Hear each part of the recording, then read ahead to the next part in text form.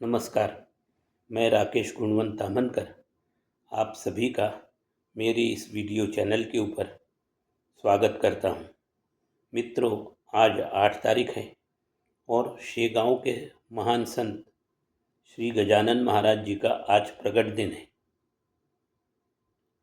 शेगांव महाराष्ट्र में अमरावती शहर के पास एक गांव है जो गजानन महाराज की कर्मभूमि थी। यहीं पर उनकी समाधि है और उनका मंदिर भी है। हजारों लाखों लोग उनके भक्त उनके दर्शन करने के लिए प्रतिदिन यहाँ आते रहते हैं। यहाँ के गांव के आसपास के लोग इस मंदिर की व्यवस्था का संपूर्ण कार्यभार संभालते हैं।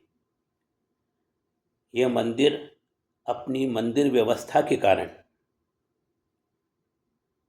और सुगम, जो बड़े आसानी से आप सबके साथ लाइन में लग के सहज भाव से भगवान के दर्शन कर सकते हैं, उस सुगम दर्शन के कारण और इस पूरे क्षेत्र में जिस प्रकार की स्वच्छता यहाँ के लोग रखते हैं वो देखने लायक है।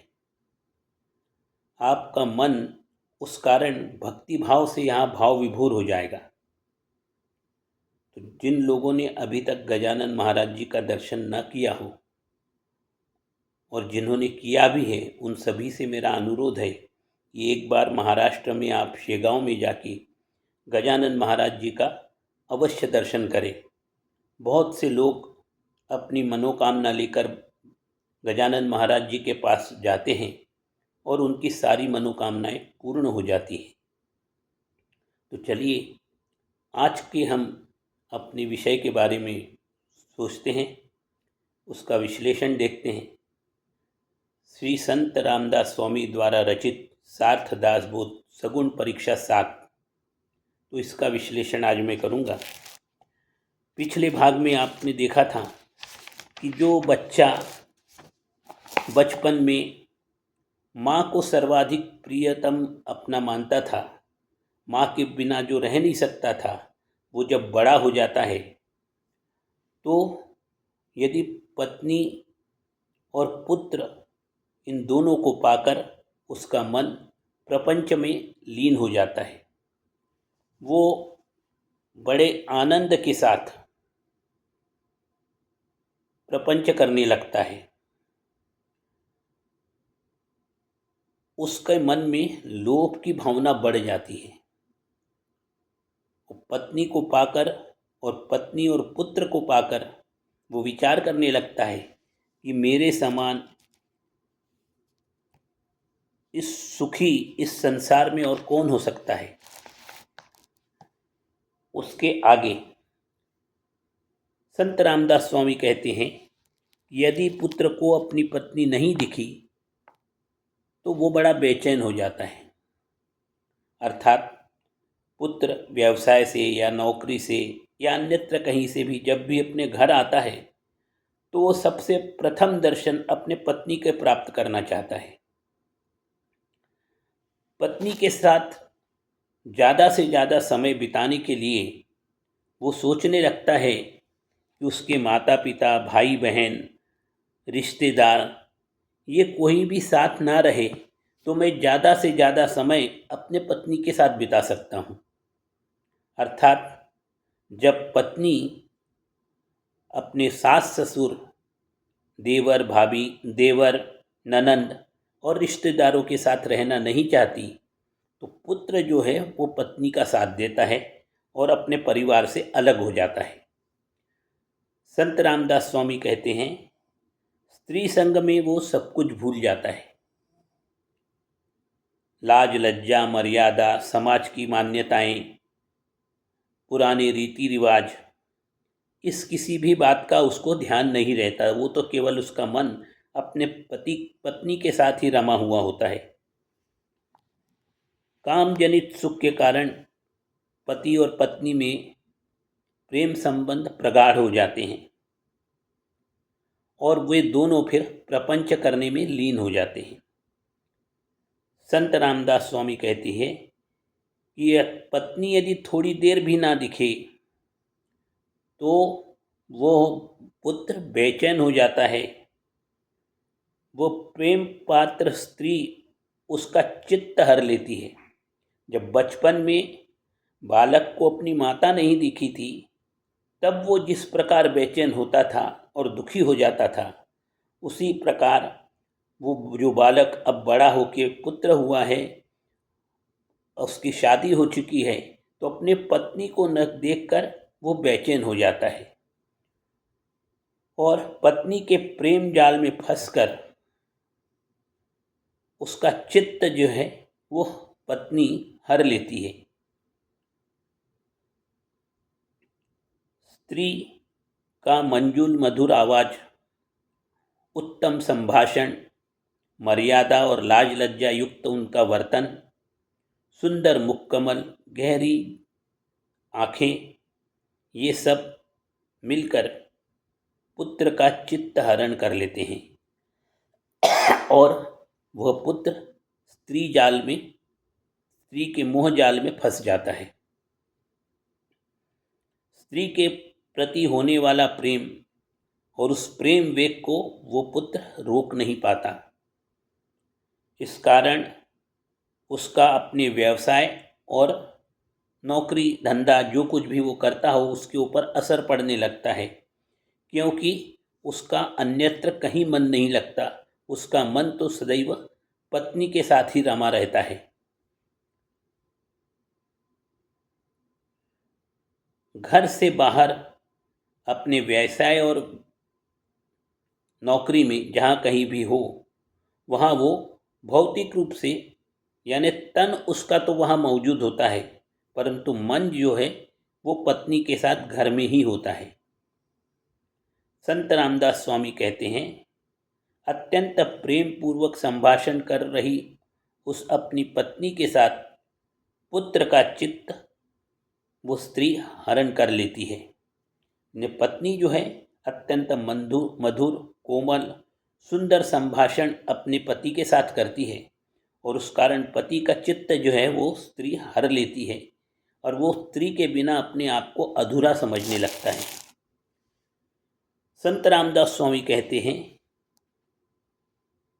कि पति और पत्नी यानी उनकी शादी कराने के लिए बहुत से लोग क्या करते हैं कि झूठी बातें बताकर रिश्ता तय करवा देते हैं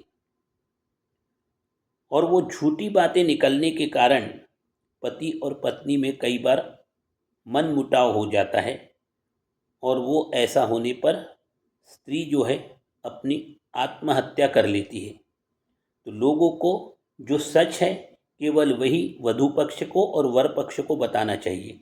अपने मन से कुछ मनगढ़ंत उनकी तारीफ में ज़्यादा पुल नहीं बांधने चाहिए, क्योंकि अपेक्षा भंग होने पर उनमें संबंध विच्छेद होने का खतरा बना रहता है।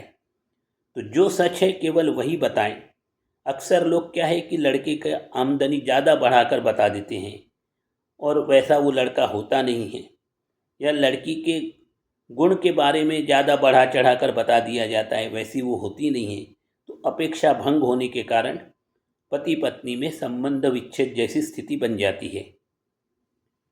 संत रामदास स्वामी कहते हैं कि पत्नी पर पुत्र का इतना प्रेम होता है कि यदि माता पिता उसकी पत्नी को थोड़ी सी भी डांट लगा दे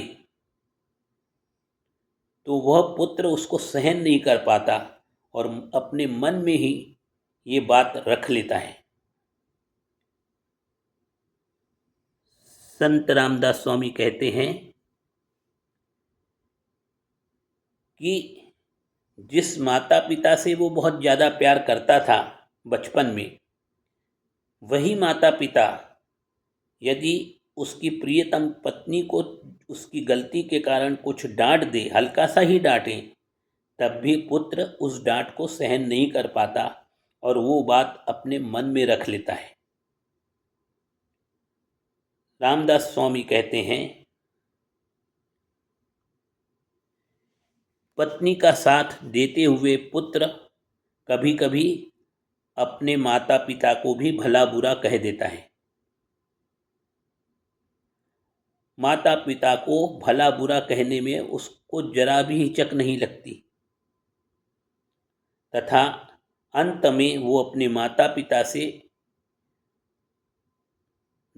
धिक्कार करने लगता है, माता पिता का धिक्कार करने लगता है और फिर एक दिन घर छोड़कर माता पिता से अलग हो जाता है।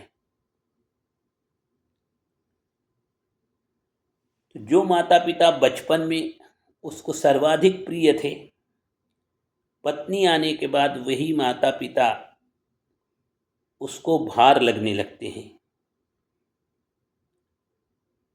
और पत्नी के प्रेम के कारण वो कभी कभी अपने माता पिता को भला बुरा भी कह देता है। धीरे धीरे बात और ज़्यादा आगे बढ़ जाती है और वो फिर अपने माता पिता का धिक्कार करने लगता है। उसको वो पसंद नहीं आते माता पिता। उसकी परिणति आगे चलकर ये होती है कि एक दिन वो पुत्र अपनी पत्नी के साथ माता पिता का घर छोड़कर अलग हो जाता है। संत रामदास स्वामी कहते हैं, सभी की मर्जी रखने के लिए स्नेह और लज्जा को भूलकर सगे भाई और आत्मजनों से भी वो दूर हो जाता है। पत्नी की मर्जी रखने के लिए वो पुत्र अपने माता पिता, सगे भाई बहन और रिश्तेदार, मित्र, इन सभी से दूर हो जाता है और केवल अपनी पत्नी के साथ ही उसका मन हमेशा रमता है।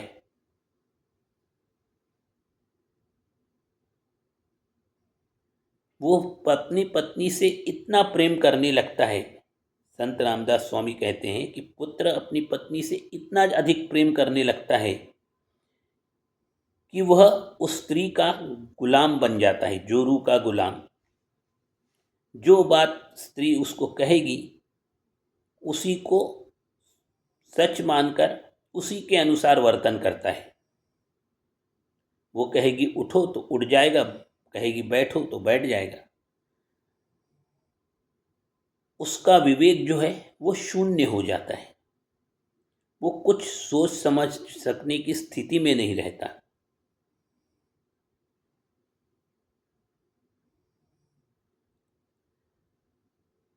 स्त्री के कारण, स्त्री के प्रेम जाल में पड़कर वो पुत्र लंपटता और दीनता को स्वीकार कर लेता है। लंपटता यानी हमेशा अपने पत्नी के पीछे पीछे ही रहना, और दीनता यानी असहाय सा महसूस करना। पत्नी के बिना वो अपने आप को असहाय समझने लगता है। तो पत्नी से प्रेम के कारण वो लंपटता यानी हमेशा अपने पत्नी के साथ ही रहना चाहता है, और दीनता यानी पत्नी पास ना हो तो वो अपने आप को अत्यंत असहाय से स्थिति में महसूस करता है और इस प्रकार वो पत्नी के पास पराधीनता को स्वीकार कर लेता है। संत रामदास स्वामी कहते हैं, स्त्री के कारण वह पुत्र लोभी प्रवृत्ति का हो जाता है।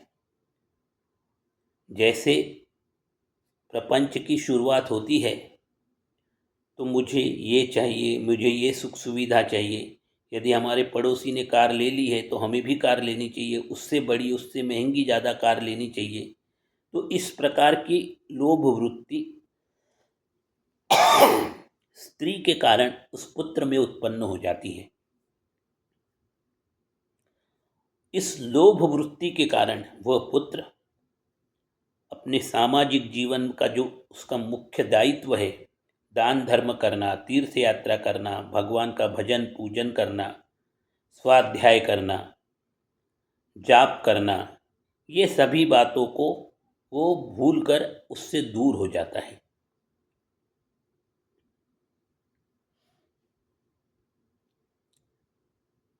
संत रामदास स्वामी कहते हैं, स्त्री के आसक्ति के कारण वो अच्छा और बुरा ये सोचने की क्षमता खो देता है। जैसा स्त्री कहेगी उसी को मान लेता है। अपना खुद का विचार वो नहीं रख पाता या सोच नहीं पाता। वह पुत्र अपना सर्वस्व अपने पत्नी को अत्यंत आनंद के साथ अनन्य भाव से स्त्री को अर्पण कर देता है। यानी अपनी पत्नी के अलावा वो और कुछ सोच भी नहीं पाता। जैसा पत्नी कहेगी उसी के अनुरूप अपना व्यवहार करता है, समाज में उसी प्रकार व्यवहार करते रहता है।